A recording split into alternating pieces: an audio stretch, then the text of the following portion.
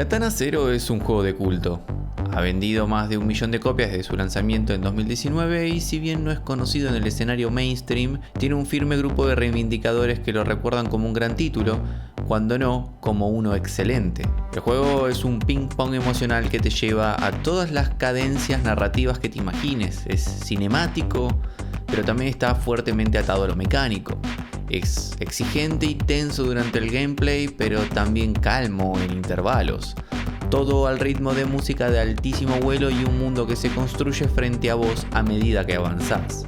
Si hay que ser concisos, es un plataformero de acción con estética neo-noir con un fuerte apoyo en su historia. Es muy rápido, de controles tremendamente precisos, donde todos se mueren de un golpe.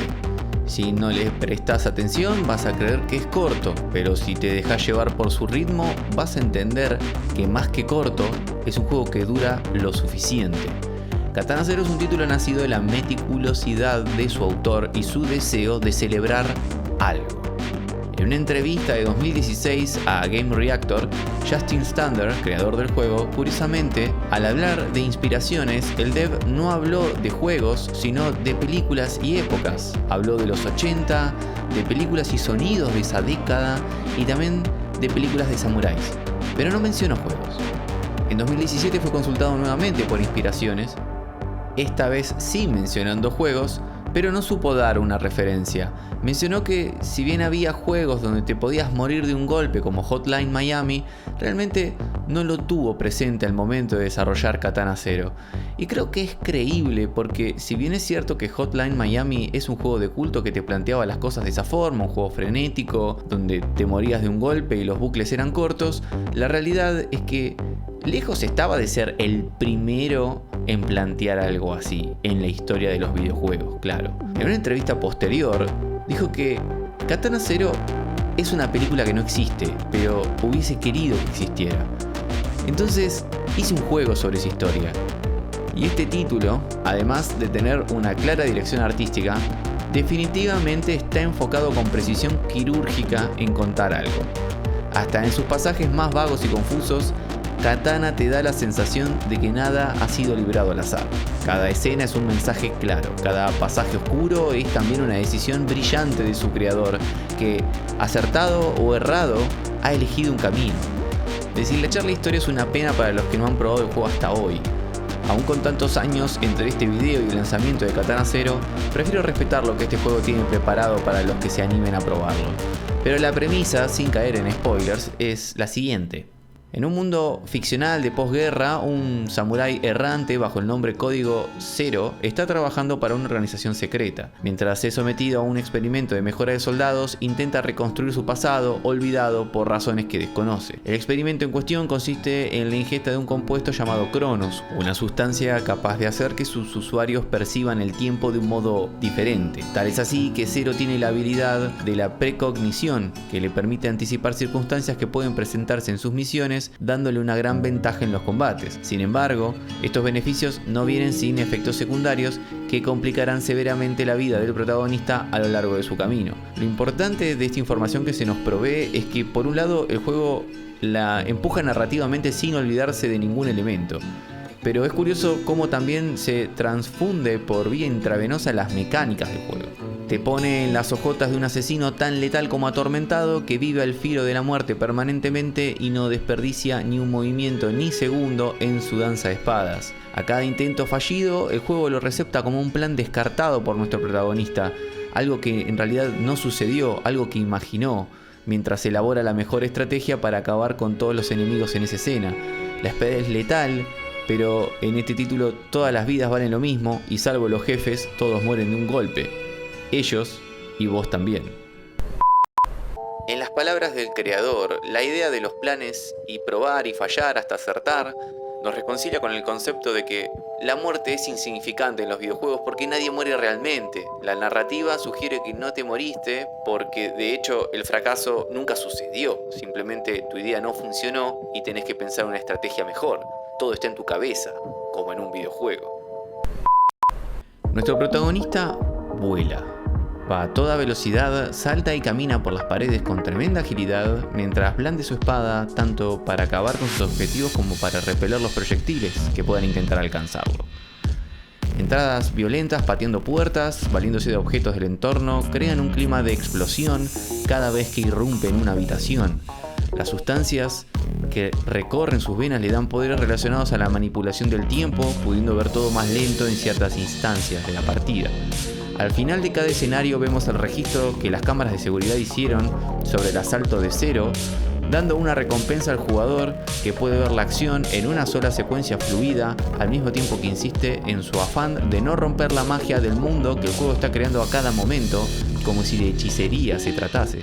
La historia es deliberadamente confusa. Si bien las revelaciones son parte del encanto del progreso, muchas de las cinemáticas del juego van a ofrecer más preguntas que respuestas.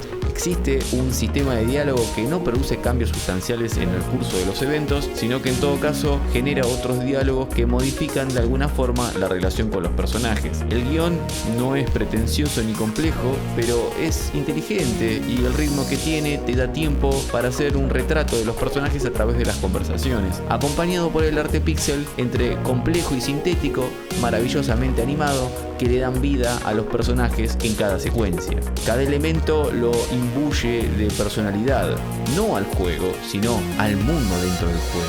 Porque, salvo cuando le das comenzar a la partida y el hub que te da la información sobre el estado de tu personaje, lo demás está todo adentro.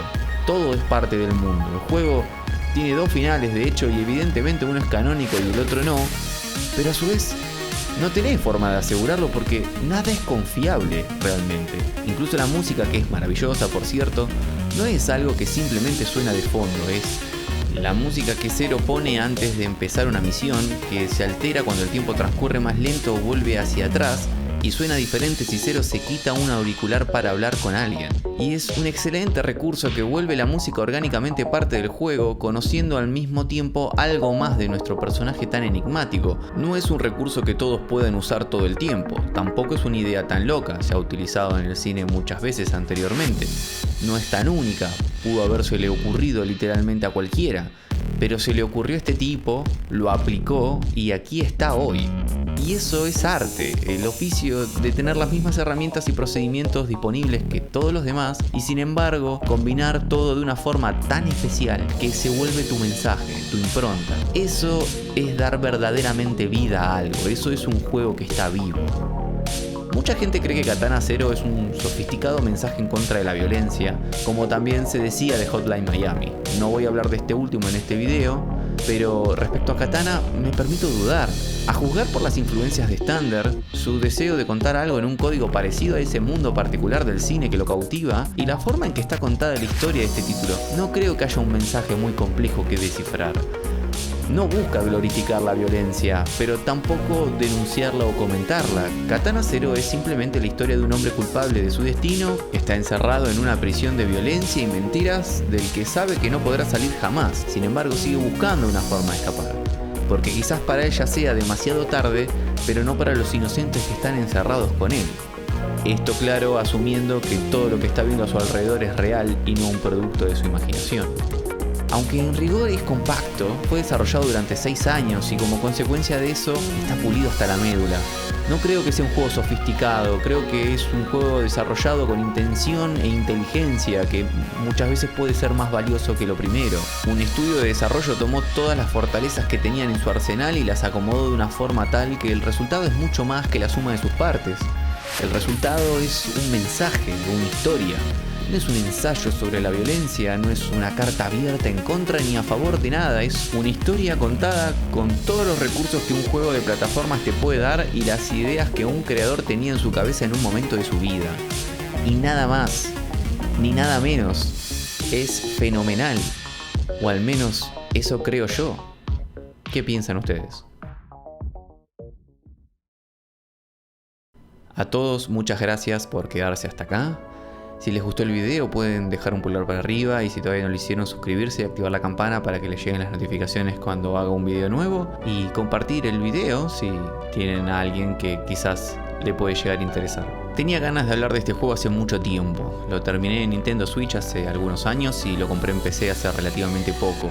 No tenía ganas de hacer un repaso pormenorizado, pero me surgieron unas líneas que quería conversar y las volqué en este video. Estas fueron reflexiones a partir de mi experiencia con Katana Zero y la información que pude reunir relacionado al título, pero no es de ninguna forma la verdad de las cosas, así que me interesa mucho saber qué piensan sobre el asunto, si lo jugaron, no lo jugaron, si les dejó alguna impresión que quieran comentar, o quizás no lo jugaron nunca y después de ver el video les generó algo, las ganas de comprarlo o no, quizás se dan cuenta que no es un título para ustedes.